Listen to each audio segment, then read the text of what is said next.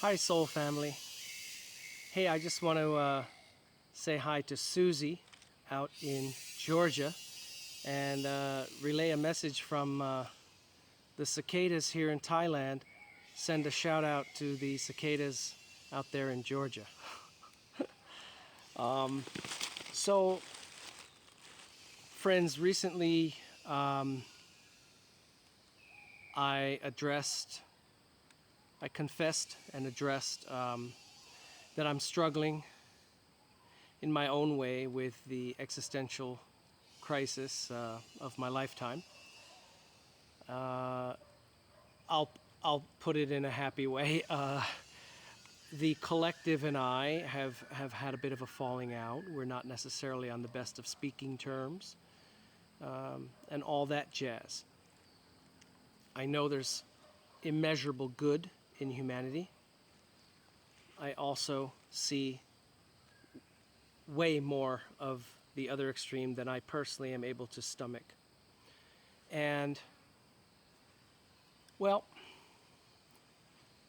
I hope I can keep my train of thought on this, because I have a lot of feelings when I talk about this topic. But the Japanese poet Kobayashi Issa, one of the best quotes I ever heard in my life. He said, "Where there are humans, you will find flies and Buddhas." And, you know, I've addressed that before, but I just love that quote. I don't think it can be overstated. I don't think it can be referenced too many times. It's incredibly true, and I relate to it with all my being. And I've lived in 4 different countries and traveled to 20, and I have experienced all kinds of interactions and observations with and amidst humans. And man, there sure are flies, and that is metaphorical. And yet, also, and equally true, there are Buddhas, there are Christs, there are enlightened angels. There are. They don't advertise themselves. They don't seek attention. They don't go out and parade, display, and seek attention. But when you are resonating on an appropriate frequency, sometimes you see them. You may know 1 or 2 or more in your life right now.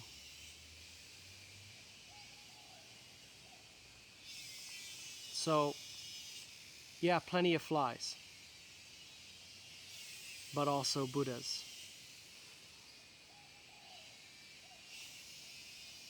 If you focus on the flies, which are there, that is true. And by, again, we're speaking metaphorically. We're talking about the filth and the evil and the ignorance and the selfishness and the arrogance and all the yuck that people perpetuate, and they do. But when you focus on that in an obtuse or imbalanced way, it just contaminates you and crushes you, makes you bitter and miserable. And then you turn around and resonate that consciously and unconsciously onto everyone around you.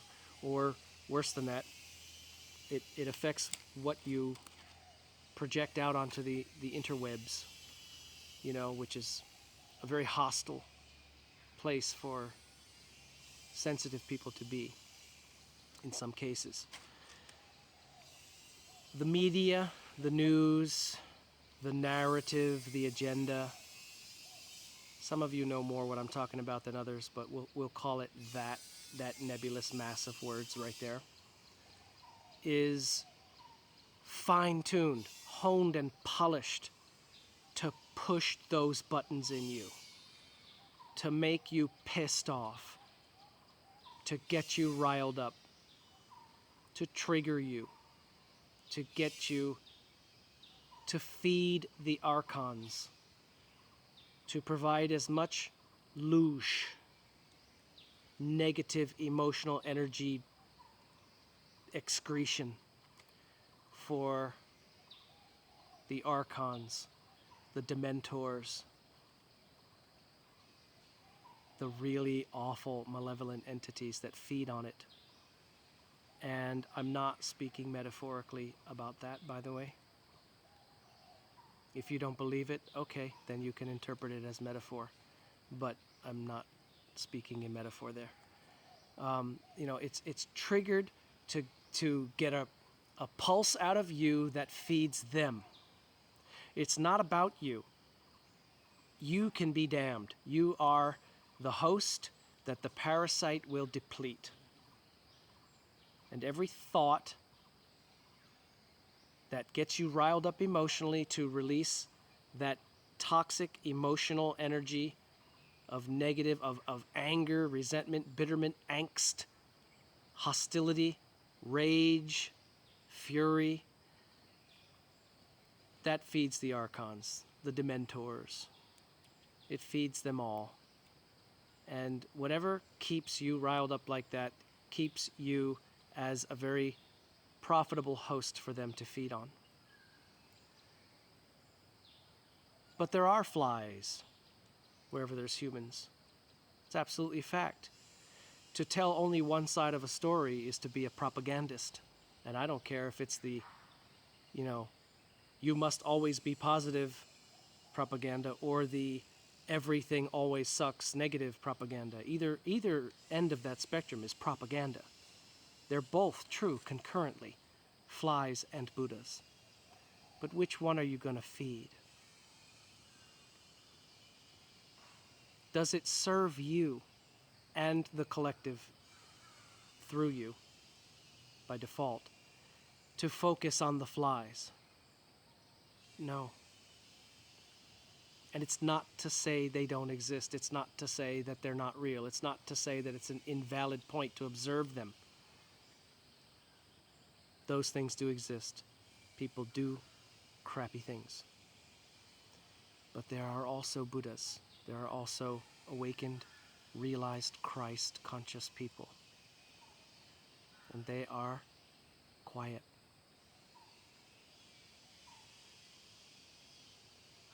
The opposite end of the spectrum is very loud. Demands the microphone, the spotlight, all the time. While the Buddhas and Christs and Krishnas, they quietly go about their own day being the light. Look for them.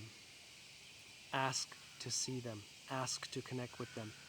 Tune your frequency as high as and pure as you can. I always emphasize purification is greatly overlooked and critical for ascension and connection. Connectivity, it's critical. You can't wallow in filth and expect to have transcendent divine experiences. It doesn't work. One repels the other. One is revolted by the other. Seek the Buddhas. Focus your attention and your energy, Brian, on those things. Everything I ever suggest or counsel or advise or discuss, I am equally speaking to myself at the same time. Everything. Everything I share applies to me, but I'm sharing it with you. Now, in my personal existential struggle regarding my falling out with the collective, because I have stumbled in this regard that I've just discussed with you, I've stumbled badly, confessed.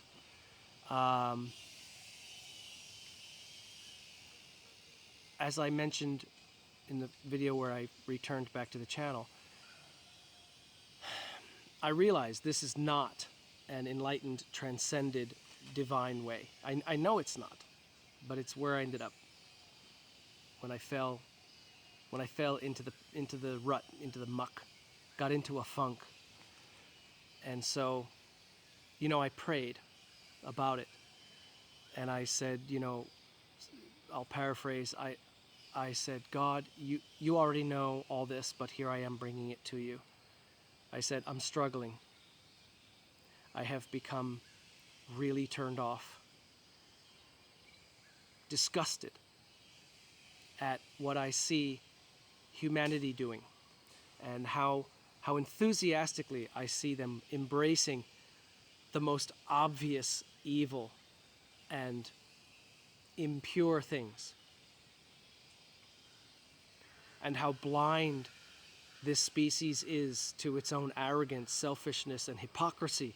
It's it's staggering. It's like they say, the problem with stupid people is they're too stupid to realize that they're stupid. They affect everybody else. So, this blindness to the folly of our ways is, and I'm not trying to project judgment like them, but not me. It's this species, it's us. And I personally, I'm at overload with it. I can't take any more of it. And I said, I know this is not your way. I know that. I know that where I am right now is not where I need to be, and not where you would have me be, and not where I want to be, because it is right, pure, good, sacred, holy, and divine. Because that's what I want. Whatever that is, and yes, whatever that takes. And I think that whatever that takes is involved in, or what I'm going through right now is part of that whatever it takes. For some reason, on my personal path, I needed to wallow through this trench of crap, energy, and thought that I have been stuck in and trying to resolve. But I will never sugarcoat it or gloss over it or pretend it's anything other than it is. I'm not done with it yet. Not close. But I prayed this. I said, tell me what I need to know. Grant me the wisdom and the seeing of what I'm experiencing right now. Show me what I need to reach the level that is transcendent and divine. And I'm telling you, instantaneously, the answer was dispensed to me as if when I knocked, the energy was, what took you so long? Here, we've been holding this for you for a really long time. It's about time you came and asked for it, that kind of energy. And the answer I got was, if you are going to try to love humanity unconditionally at all times, based on their merit, based on their worthiness, based on their deserving, based on their behavior, based on their performance in the light of goodness. All that, if you're going to try to love humanity based on how well they're doing, it will never work. And you're observing it and experiencing it not working. It's not working. What you're experiencing is that not working. If, on the other hand, you want to love humanity and all life unconditionally at all times, the only way that is possible is for you to return and become again your true nature, which is divine love. It's not about them. It's about you. A metaphor would be the sun and the rain. The sun shines its light upon all, everyone. It doesn't keep score. It doesn't take notes about who deserves the sunlight and who doesn't. The rain falls upon all lands. It doesn't ask who deserves water and who doesn't. The rain gives water. The sun gives light. It's not about qualifying the recipients. I am at a cave at a monastery, and that is a monastery calling the monks to their evening chant. And I'm going to let that be the closing of this video. If you want to love unconditionally, take your focus off of worthiness and performance of others and become true love. Become divine love, which is unconditional and eternal.